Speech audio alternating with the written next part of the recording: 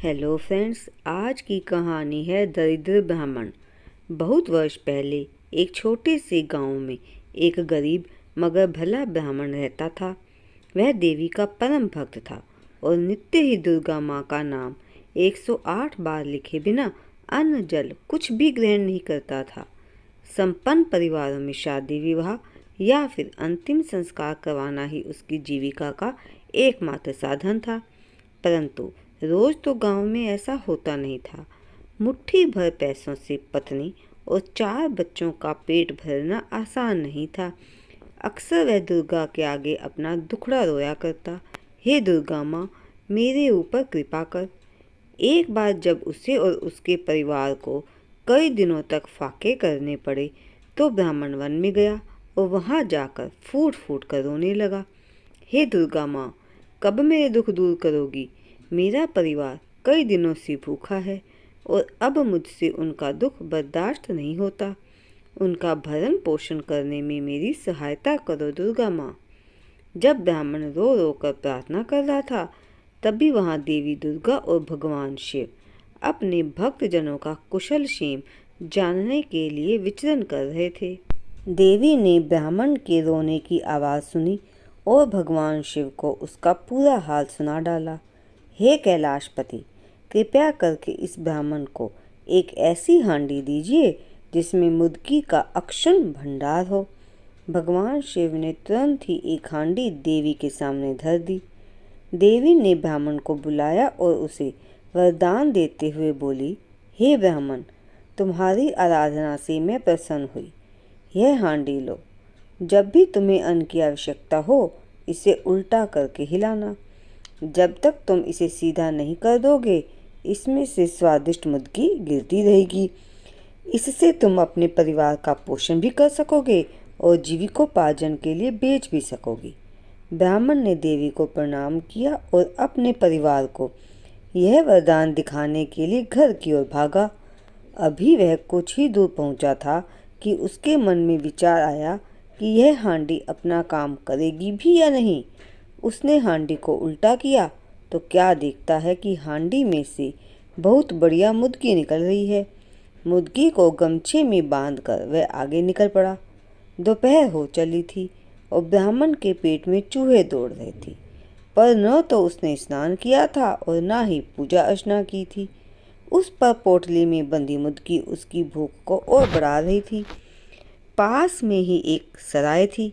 ब्राह्मण अंदर गया और सराय के स्वामी को हांडी संभाल कर रखने के लिए बोला। तत्पश्चात वह नहाने चला गया। अब तो सराय वाला सोचने लगा कि आखिर इस साधारण सी हांडी के लिए ब्राह्मण इतना चिंतित क्यों है।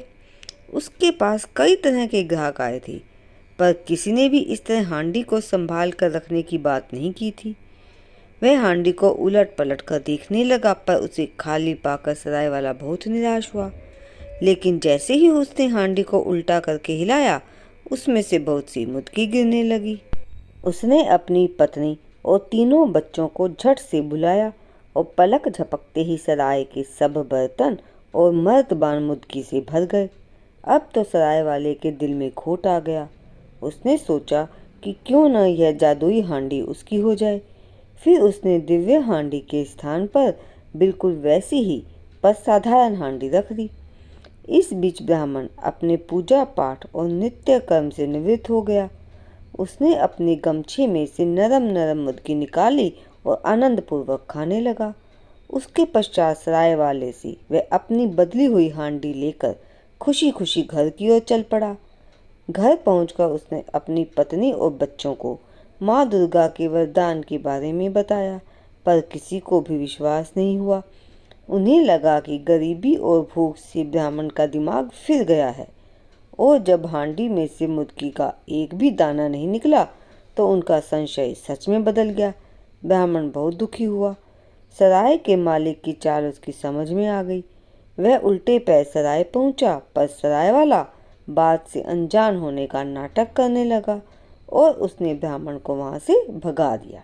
ब्राह्मण फिर से जंगल पहुंचा और दुर्गा मैया से प्रार्थना करने लगा, हे माँ, तेरा दिया हुआ प्रसाद चोरी हो गया है।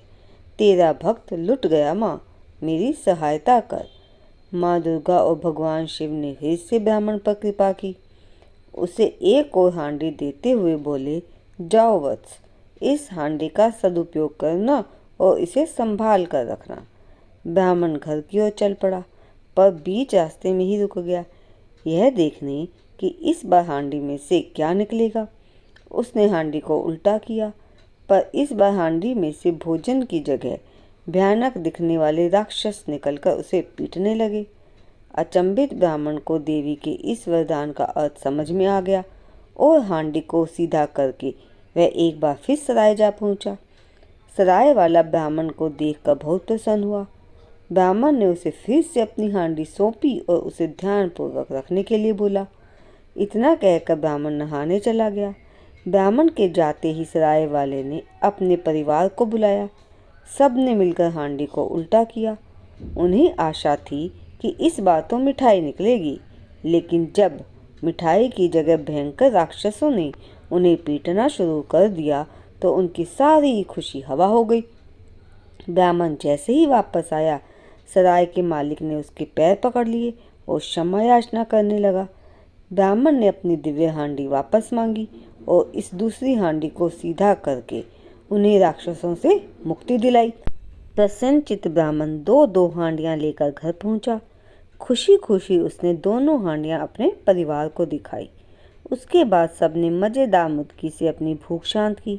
अगले दिन ब्राह्मण ने मुद्की की दुकान शुरू कर दी।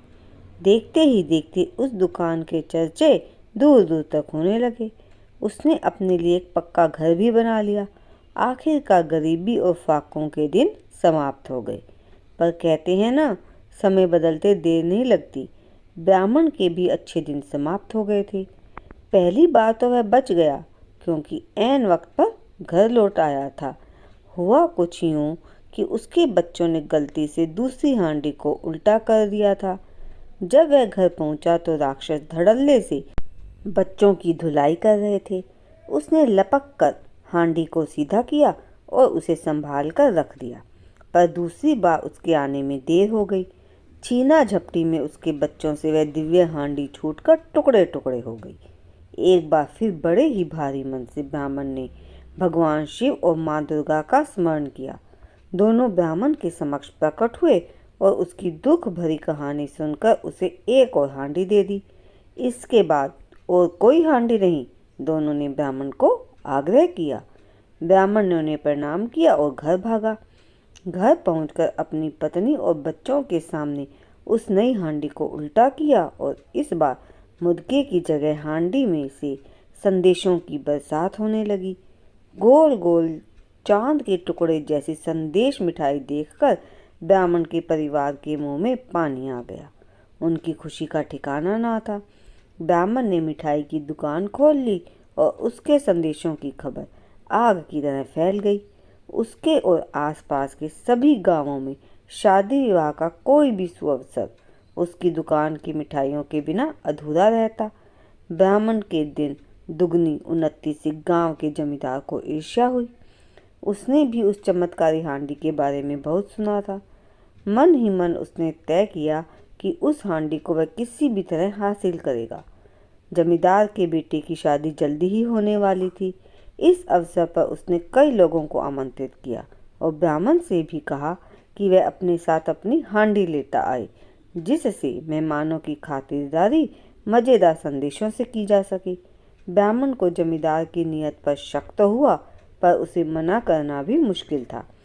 आखिर वह जमींदार था। जैसे ही ब्राह्मण की हांडी से संदेश के 1000 टुकड़े निकले, जमींदार ने उसके हाथ से हांडी छीन ली। उसने ब्राह्मण को खूब बुरा भला कहा और उसे वहां से भगा दिया। ब्राह्मण कुछ न कर सका और बेचारा चुपचाप घर लौट आया। उसकी अकल काम ही नहीं कर रही थी। जैसे ही उसने माँ दुर्गा का स्मरण किया, उसे दूसरी हांडी की भी याद हो आई। कांपते हाथों से उसने हांडी निकाली और विवाह में लौट आया। वहां पहुंचकर उसने हांडी उलट दी। हांडी उलटते ही उससे राक्षसों की बारिश होने लगी, जो जमींदार और उसके चेले चपाटों को मारने के लिए दौड़ पड़े। राक्षसों ने जमींदार को दौड़ा दौड़ाकर छठी का दूध याद दिला दिया। थक हार कर वह ब्राह्मण से क्षमा मांगने लगा और उसकी हांडी भी लौटा दी। उसके बाद ब्राह्मण अपने परिवार के साथ प्रसन्नतापूर्वक दिन बिताने लगा।